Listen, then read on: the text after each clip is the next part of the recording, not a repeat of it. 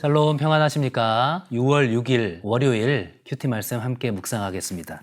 오늘 함께 나눌 말씀은 마가복음 12장 13절로 17절까지의 말씀입니다.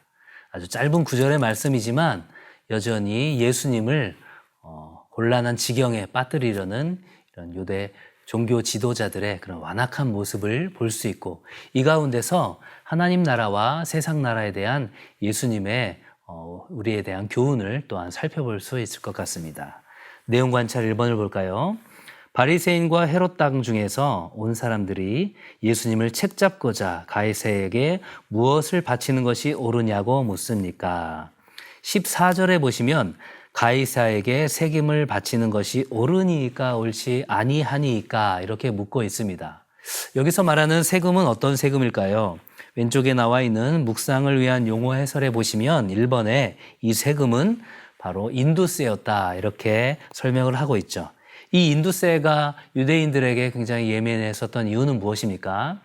이 유대인들이, 이 이스라엘이 로마의 지금 속국이라는 것을 상징하는 것이었고, 무엇보다도 로마는 이 세금을 가지고 이 팔레스타인 전역에 우상을 세우고 신전을 세우는데 이 인두세를 사용했기 때문에 유대인들은 이 세금 문제에 대해서 민감할 수밖에 없었다라는 것입니다. 결국은 이렇게 물어보는 이유는 무엇일까요? 세금을 내는 것이 옳다 이렇게 얘기하면 세금을 내는 것에 대해서 민감하게 반응했었던 당시의 민중들에 대한 어떤 비난을 피할 수 없었을 것이고, 세금을 내지 말아야 한다라고 이야기하면 이것은 오히려 로마 정부의 반기를 드는 내용이 되기 때문에 로마 정부에 어떤 책잡을 수 있는 그런 구실을 만들어주는, 정말로 어떤 쪽으로 대답을 해도 그 비난을 면할 수 없는 아주 난처한 상황의 그런 질문인 것이죠. 2번입니다. 예수님은 바리새인과 헤롯 왕의 어떠한 면을 보셨습니까? 이렇게 질문을 하는 이들의 속마음을 보셨죠. 이들의 속마음을 한 단어로 예수님께서는 15절에 외식함이다 이렇게 표현하고 계십니다.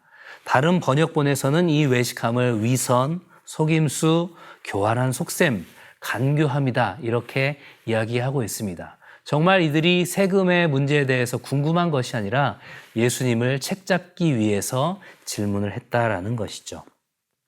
3번입니다. 세금에 대한 예수님의 답변은 무엇입니까? 17절에 보시면 이렇게 말씀하시죠. 이에 예수께서 이르시되 가이사의 것은 가이사에게, 하나님의 것은 하나님께 바치라 하시니 그들이 예수께 대하여 매우 놀랍게 여기더라.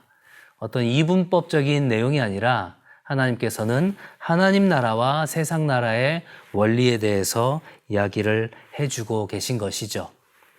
묵상을 위한 용어 해설 3번에 보시면 하나님의 경륜을 이해하고 세속 권세에 대한 의무를 충실히 이행할 것을 말씀하셨다 이렇게 이야기하고 있습니다. 연구와 묵상 4번을 볼까요? 예수님의 세금에 대한 대답을 통해 크리스천이 세상 나라를 어떻게 생각해야 하는지 묵상해 봅시다. 하나님 나라와 세상 나라를 이분법적으로 그렇게 철저하게 분리하라는 의미가 아닙니다. 오히려 그보다는 하나님에 대해서 충분히 알고 믿는 사람들은 세상 나라에서의 국민으로서 주어지는 그러한 여러 가지 의무도 잘 지켜야 한다라는 것을 의미하는 것이죠. 이 내용을 우리의 삶에 한번 적용을 해볼까요? 5번입니다. 참된 크리스천은 나라에서 주는 의무들을 성실히 이행하는 사람입니다.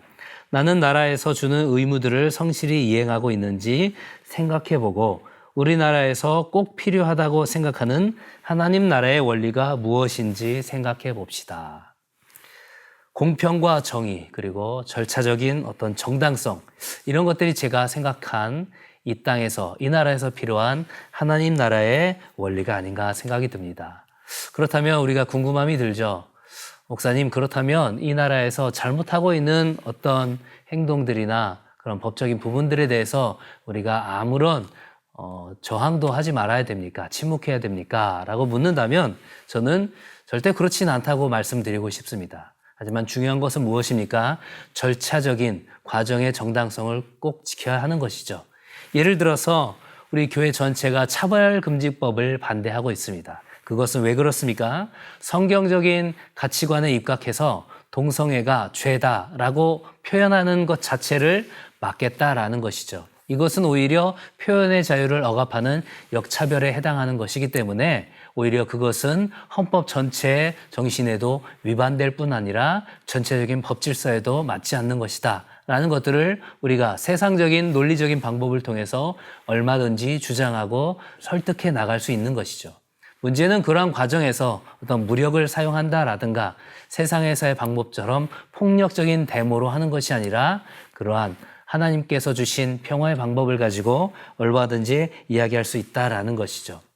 또한 이 나라의 국민이라면 하나님께서 이 나라 권력 가운데 주신 권위를 인정하면서 세금을 내고 국방의 의무를 다하고 적극적으로 정치에 참여하고 여러 가지 우리의 의무들을 다하면서 그 모든 것들을 통하여서 하나님 나라의 시민임과 동시에 이 땅의 시민이라는 것들을 우리가 동시에 그렇게 균형을 잡을 수 있을 것입니다.